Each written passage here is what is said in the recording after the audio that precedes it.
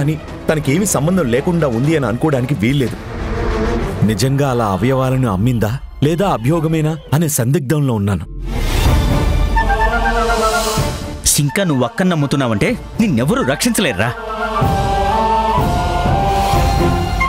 సరే, ఈ విషయం తర్వాత చూద్దాం. ఇప్పుడు ఈ అప్రతిష్ట పోగొట్టుకోవడం ఎలారా? హాస్పిటల్ రెప్యుటేషన్ కాపాడుకోవడం ఎలా?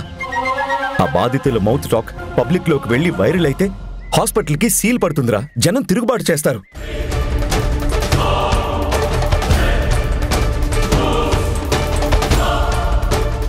అంతలా భయపడాల్సిన పనేం లేదు గుణ. ఏమంటున్నావు జనని? ఇది నా ప్రెస్టేజ్ ఇష్యూ. తెలుసు. ప్రమాదాల నుంచి తలవంపుల నుంచి బయటపడే మార్గం ఒకటి ఉంది. ఏంటో చెప్పొదినా, నువ్వేం చెప్తే అది చేస్తాం. చెప్పు జనని. అసలు ఆలోచించడానికి బుర్ర పనిచేయడం లేదు. ఆ విషయం బయటికి పొక్కడానికి వీల్లేదు. ఈ హాస్పిటల్కి న్యాయం జరగాలి. ఏం చెయ్యాలి వదినా? వాళ్ళకి జరిగిన నష్టానికి మనం డోనర్ దగ్గర నుంచి ఆర్గాన్స్ ని లీగల్ గా తీసుకుని తిరిగి ఎవరికి ఏ నష్టం జరిగిందో దాన్ని రీప్లేస్ చేయించాలి.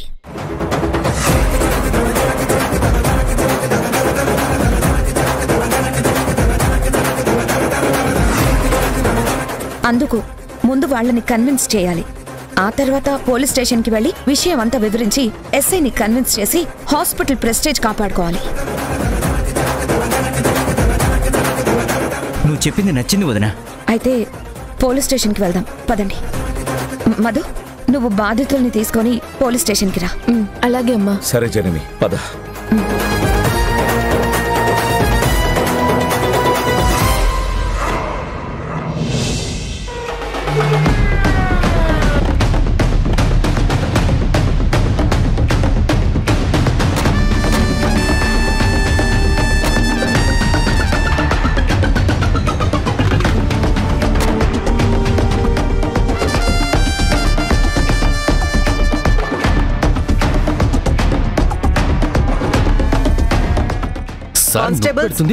వీళ్ళని సెల్లో వేసేయండి. ఏంటి మమ్మల్ని సెల్లో వేస్తావా? మరి స్టార్ హోటల్లో రూమ్ బుక్ చేయనా? మొగలై చికెన్ బిర్యానీ తెప్పించమంటావా? నువ్వు చాలా ఎక్కువ చేస్తున్నావు. నువ్వు డాక్టర్ గారు అక్కవని లేడీవని సింపతి చూపిస్తున్నా. అది నీకెక్కువగా కనిపిస్తుందా? చూడు, అనవసరంగా ఈ శక్తితో పెట్టుకుంటున్నావు. నాకు మెమరీ ఎక్కువ. నేను లైఫ్ లాంగ్ గుర్తు పెట్టుకుంటాను. ఫ్యూచర్లో చాలా బాధపడాల్సి వస్తుంది. జాగ్రత్త. విన్నారా? అంతా విన్నారా? మనమంతా ఫ్యూచర్లో చాలా బాధపడాల్సి వస్తుందంట. ఏం చేద్దాం? వదిలేద్దామా? సారీ చెప్పేద్దామా? ఏయ్, ఈ ఎక్స్ట్రాలే వద్దు చెప్తున్నా. ఎక్స్ట్రాలు చేస్తుంది నువ్వు. ధీమాగా ఉంటే కన్సిడర్ చేస్తా. ఓవర్ చేస్తే రివర్స్ అవుతా. నీకు ఎంత శక్తి ఉన్నా తట్టుకోవడం కష్టం. ఆలోచించుకొని మర్యాదగా ఆ సెల్లోకి వెళ్ళి కూర్చోండి. మమ్మల్ని కేవలం అభియోగం మీదే తీసుకొచ్చావు. సెల్లో వేయడమే తప్పు. అదీ కాక మగాళ్ళని ఆడవాళ్ళని కలిపి అందరితో ఉండమనడం ఇంకా తప్పు. ఏంటి రూల్స్ మాట్లాడుతున్నావు? మా రైటర్ దగ్గర రూల్స్ చార్ట్ ఉంటుంది. కీళ్లు చాపించి కొట్టాననుకో జీవితకాలం వేళ్లు మడతలకి రావు. వెళ్ళి కూర్చుంటే కూర్చోండి. లోపల టాటాయిస్ ఉంది. లేదంటే అదిగో ఆ మూల పిక్ పాకెటర్స్తో కలిపి కూర్చోబెడతా. మీలాగే ఏం దొరక్కపోతే గుడ్లు పీకేసుకుంటారు. లేడీస్ సెపరేట్ అంటే అదిగో ఆ సెల్లో తంబాకు బ్యాచ్ ఉంది. వేస్తే తెల్లారేసరికి తొక్కి తాట తీస్తారు. వేయినా? ఆవిడతో ఆర్గ్యుమెంట్ ఎందుకు? వెళ్ళి కూర్చుందో పద. అంతా నీ మూలంగానే, నీ వాగుడు వల్లే వచ్చింది. ఏంటి? ఎన్నైనా చెప్పు, నేను సెల్లో కూర్చోను. నాకు అర్థం కాక అడుగుతున్నా. ఏంటి నీ స్పెషాలిటీ? చాలా రకాల దొంగల్ని చూసా. జేబు దొంగలు, గొలుసు దొంగలు, సైకిల్ దొంగలు, ఇళ్లల్లో పడే దొంగలు. మీరేంటి? నా సర్వీస్లో కొత్తగా చూస్తున్నా కిడ్నీ దొంగలు. ఇదిగో మీరు హంతకులు. మిమ్మల్ని తలకిందులుగా వేలాడదీసినా తప్పులేదు. పోనీ అనుకుంటుంటే పోజులు ఎక్కువ కొడుతున్నారు. కానిస్టేబుల్స్ లోపలికి నెట్టేయండి. వద్దు మేడం, వద్దు. మేము వెళ్ళిపోతాం. ఏంట్రా? పద మమ్మీ, ప్లీజ్ మమ్మీ, నా మాట విను. ఎందుకు వచ్చింది? పద పద పద.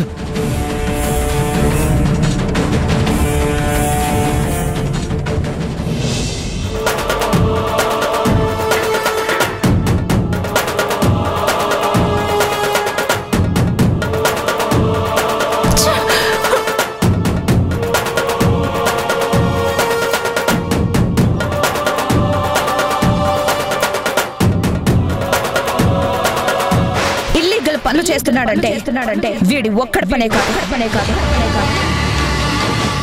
వీడి వెనకాల ఎవరో ఉండే ఉంటారు. చెప్పు, ఎవరో? ఈ శక్తి ధీరజ్. రేయ్, నువ్వు మా పేర్లు చెప్పడం వల్లే మాకి దరిద్రం. ఏంటి పేర్లు చెప్పారంటారు? 60% వాళ్ళు మీరే కదా. అది చెప్పకుండా ఎలా ఉంటాను? అయినా నన్ను ఇరిగించాలని చూస్తే ఊరుకుంటానా? కాసేపు ఊరుకో అమ్మా, నువ్వు ఊరుకో అమ్మా. ఎస్ఐ వాయిస్ రికార్డ్ చేసినా చేస్తుంది, చూస్తేనే డేంజర్గా ఉందమ్మా. ప్లీజ్ నువ్వు ఊరుకోమ్మా. పోలీస్ స్టేషన్ కాబట్టి నువ్వు బతికిపోయావురా. మమ్మీ ఊరుకో. మనం ఎలా బయటపడతావురా?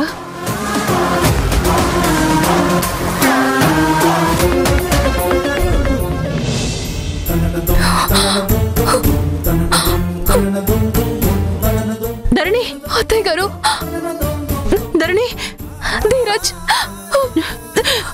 నాకే పాపం తెలీదు ధరణి. అన్యం పుణ్యం ఎరుగని మమ్మల్ని ఆ జననియే కక్ష కట్టి ఇలా తప్పుడు కేసులో ఇరికించింది. అవును ధరణి, అంతా జనని ప్లానే. మా తప్పు లేదు కాబట్టి మమ్మల్ని ఖచ్చితంగా విడుదల చేస్తారు. బయటికొచ్చాక చెత్త ఆవిడ సంగతే. కానీ అసలు ఎలా ప్రొసీడ్ అవ్వాలో, ఎలా బయటికి రావాలో అసలు ఏమీ తెలియడం లేదు. వీళ్ళు ఫోన్ కూడా చేయనిచ్చేలా లేరు.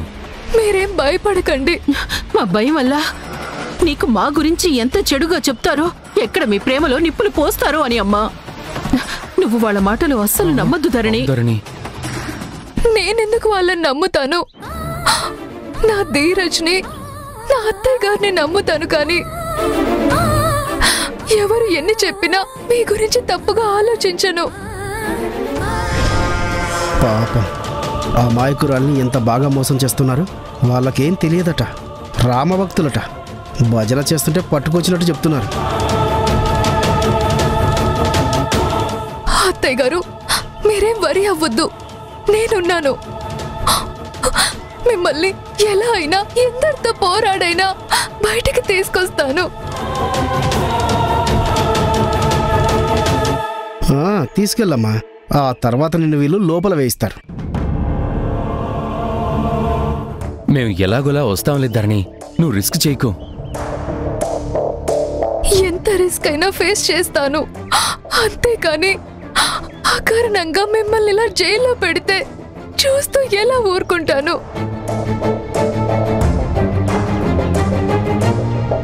వీళ్ళని నమ్మితే నీ లైఫ్ సగం స్టేషన్లకు తిరగడంతో, సగం కోర్టులకు తిరగడంతోనే అయిపోతుంది. మీ పాపాలకు ఆ పసిపిల్లని ఎందుకు బలి చేస్తారు?